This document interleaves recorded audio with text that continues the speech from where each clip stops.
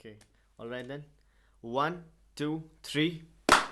Hello and welcome to the third episode of I Read This Book. My name is Sarthak Bhardwaj, And I'm Nishant Mittal. and the book we are discussing in today's episode is called Reset, written by none other than Dr. Subramanian Swamy. This book contains Dr. Swamy's thoughts on the state of Indian economy at the moment, and Nishant is the one who has read this book, who evidently has embraced the wisdom that only age can bring and has decided to wear this wonderful piece of clothing. This has nothing to do with the podcast. I'm coming straight from work. Please ignore that. Anyway, with that being addressed, so Nishant, what do you feel about Reset?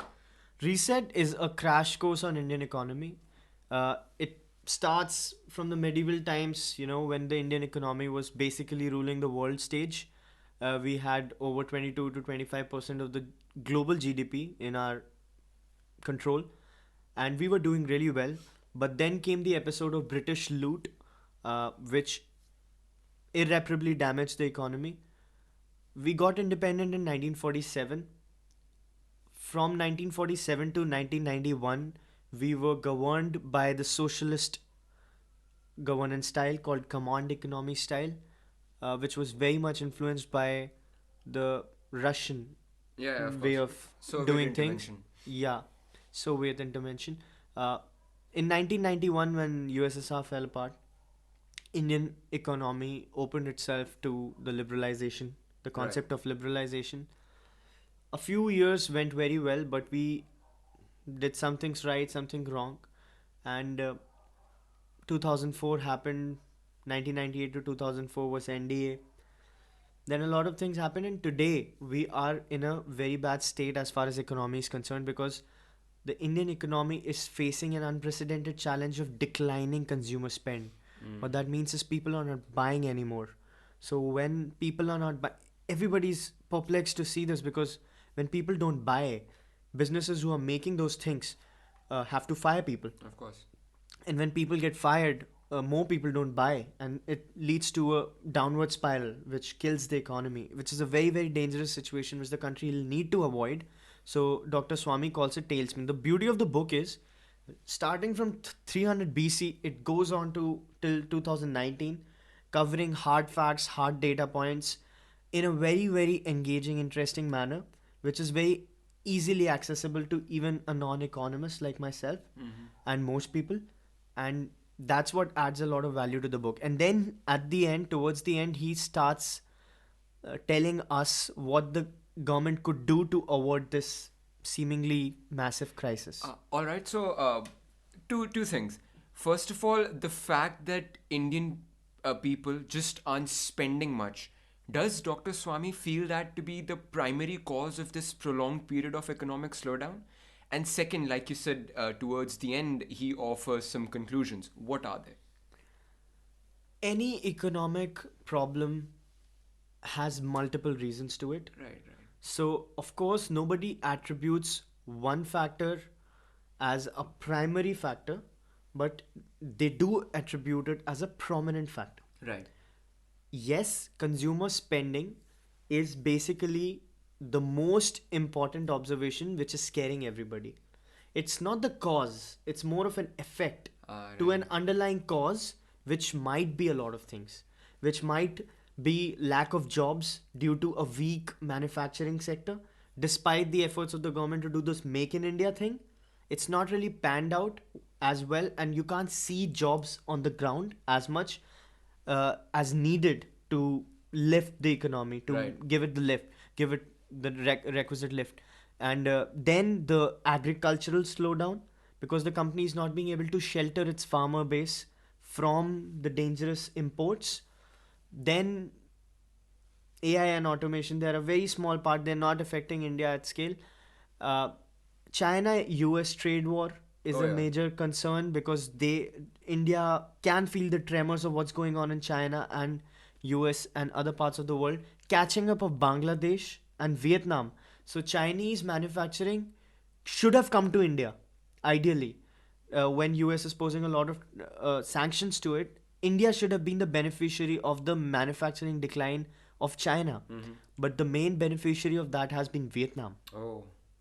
That is a major concern. So there are a lot of concerns, but all this is resulting to one thing, that Indian consumers are not spending enough, which is leading to a massive Slowdown in the economy.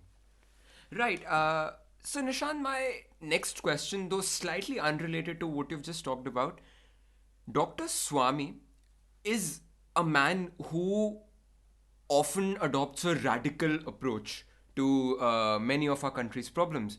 And one of his very hotly debated ideas has been the abolition of the income tax. Yet, at the same time, Dr. Swami represents a political party which, ever since it came into power, has been trying to formalize the economy, which I think is a step in the right direction as well, or maybe not. So, how do these two ideas compare? Is there a. Can you draw parallels between the two? So, this government always wanted to formalize the economy, be it Of course. demonetization, be it GST. They always wanted to build, bring the kacha kam economy in the umbrella. And Dr. Swami wants to abolish income tax. So what happens is, if you look at them very closely and intelligently, they are not mutually exclusive. They're actually very complementary of each other. Why people don't want to be a part of the Indian economy is because it taxes unfairly. Tax terrorism is a real thing. So when you take out income tax from the equation, there'll be no resistance for people to enter the formal economy. So he says that income tax doesn't add any meaningful contribution to the economy, and it also unfairly, in a regressive way, kills the spirit of the people who are trying to contribute to the country. Abolish it and balance it with other things like government savings, interest, bring it down, but reduce the income tax, because rich don't pay income tax and poor people can't pay income tax because they don't earn enough.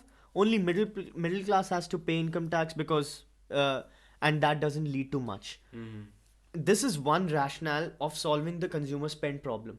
The other rationale, which is being offered by folks like Abhijit Banerjee, the left thought school of thought, as far as economy is concerned, is you tax as much as you can And redistribute. and redistribute it to poor people, because they don't have a vision for future as far as money is concerned. So as soon as they get money, they're going to spend it. That's one way. Subramanian Swamy says that, hey, it'll be great to tax, but can you tax them? Yeah. Because Indians are very good at escaping tax. We've escaped demonetization better than any country in the history of demonetizations. Italians couldn't do it. French couldn't do it. Indians just returned every A lot of penny. people actually made a lot of money through the demonetization Yeah, process. a lot of theories like that.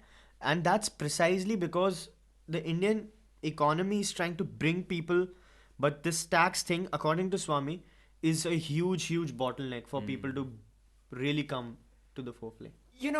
This brings me to a different question, and I think this is going to be a little interesting.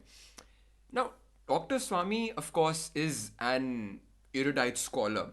He has been formally educated, and he went on to study economics at Harvard also, I believe.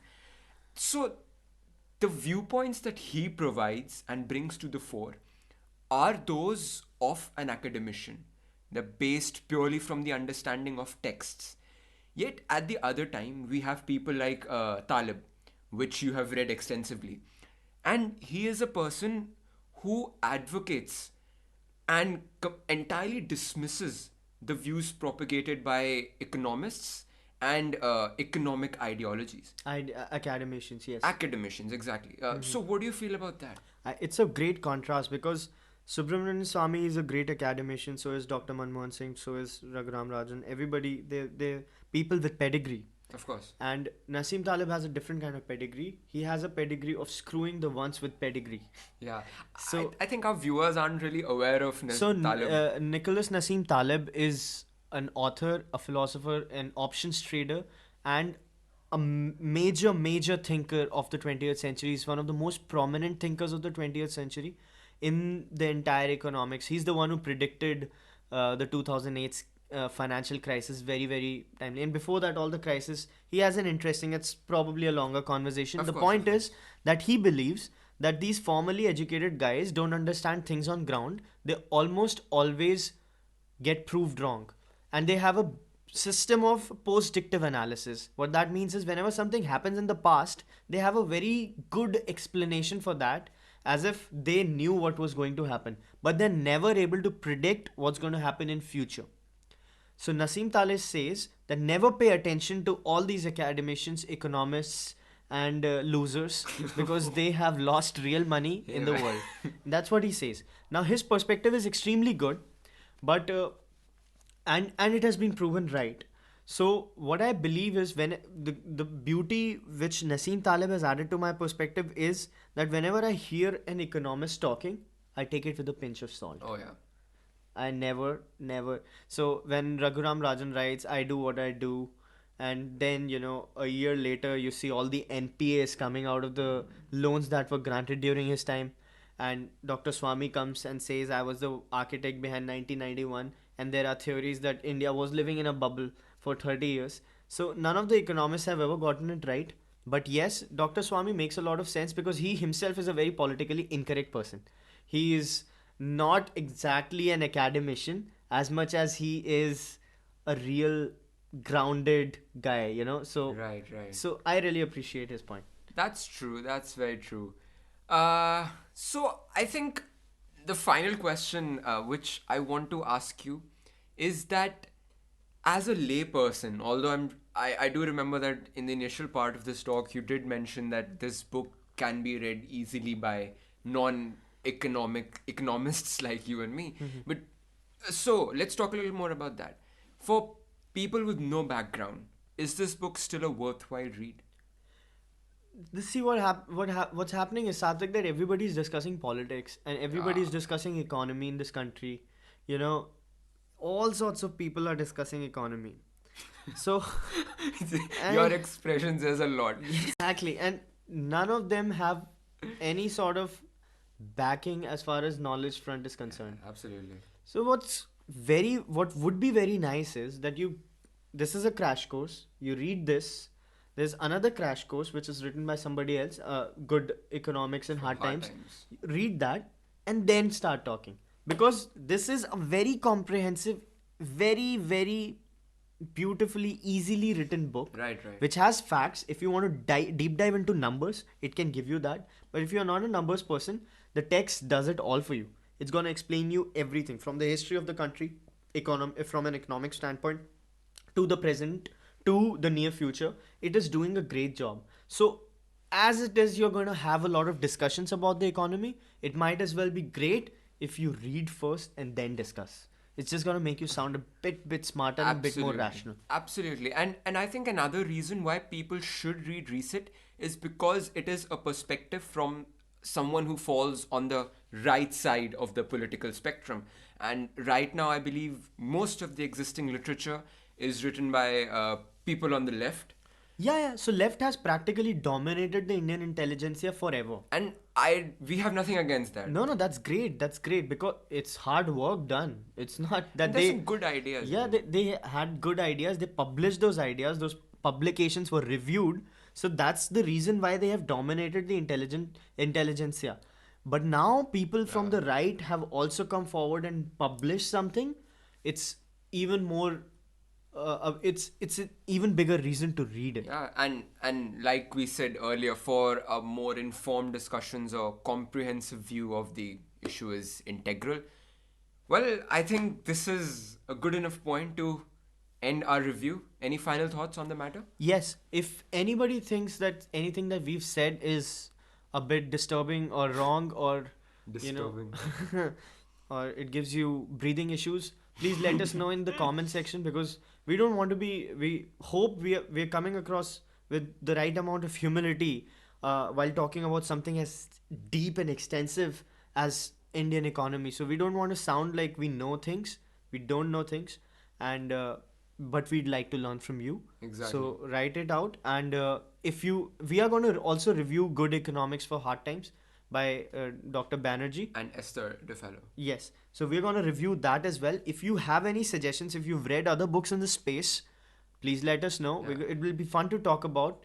talk to you about them, and then we might just have you on the podcast Exactly. and some. And well, if you like this video, please like, share, and subscribe. If you didn't like this video, tell us why you didn't like it in the comment section. And with this, we come to an end of episode 3. Yeah, great job. Great job. See you next time. See you.